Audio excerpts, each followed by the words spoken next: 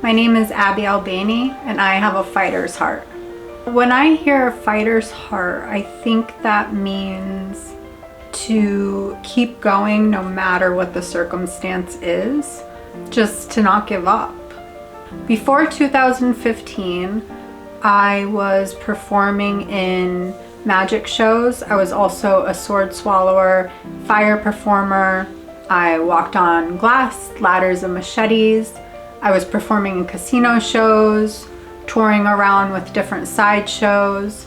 In 2014, I moved out to Luxembourg. I was performing with a magician out there. We were touring around Europe. We started preparing for a tour that we were going to be going on, doing mostly magic in that as well. And during rehearsals for the show, we were up on one of the illusions called the double levitation, which puts you about 12 feet in the air. And I went up. The magician came up after me because the illusion makes it look like you're floating from the audience. And we don't really know what happened, but after that, the illusion broke. I can't really tell you how it happened because it would give the secrets away. But the illusion malfunctioned and I ended up breaking the C3 and C4 vertebrae in my neck. So after that, I was in a hospital in Germany for 8.5 months. I was completely paralyzed from the neck down for 3. I was on a ventilator for 5 months, and around maybe like the 6th month, I started walking and getting a lot of my functions back, learning how to feed myself. I had to literally learn how to redo everything that you do in normal life.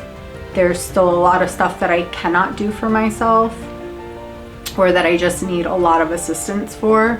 But I have regained pretty much all function to a certain point in my body from where I was in the beginning. The first doctor in Luxembourg said that I would probably not regain much function back. It was kind of like, and this wasn't said to me, this was said to someone else, but that I would be in this position. This was what to expect, and it was while I was laying there with like the breathing tube and all of that. But when I did leave the hospital after the 8.5 months, they looked at me and said, "We never thought you would come as far as you did." What helps me stay focused and motivated? Probably a lot of it is the people around me, but also this need and want to be independent and function as best as I can. And I know what it feels like to, like, there's been a lot of health issues that I've had that have set me back.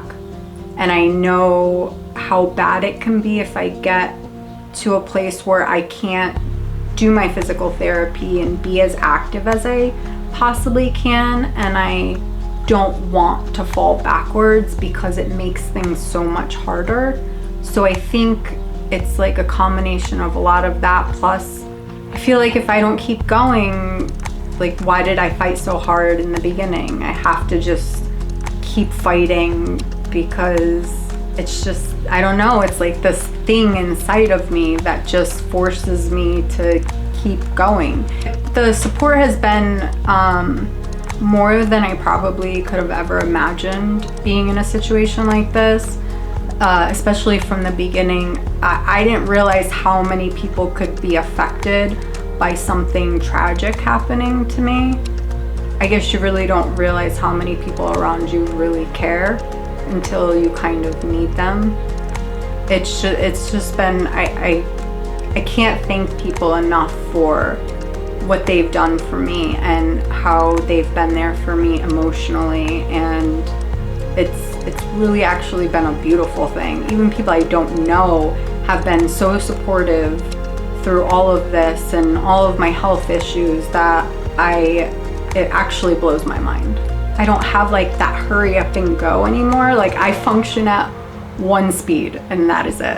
And it's kind of like, even when you're just walking outside, there's no rushing down the street anymore. You have to like take your time, and it's kind of given me this ability to enjoy things around me more than I used to. Like I notice things more because I'm taking it slow. My advice to somebody just going through something traumatic or tough in life would probably be, give yourself time. Don't be so hard on yourself. You know, you got to give yourself the good days and the bad, but be kind to yourself, because in the end, like, you're the one that's gonna figure out the way to fight through it. And yeah, I mean, just know that you have it in you to get through whatever it is that you're going through. You just have to tap into it and keep going, but be kind to yourself.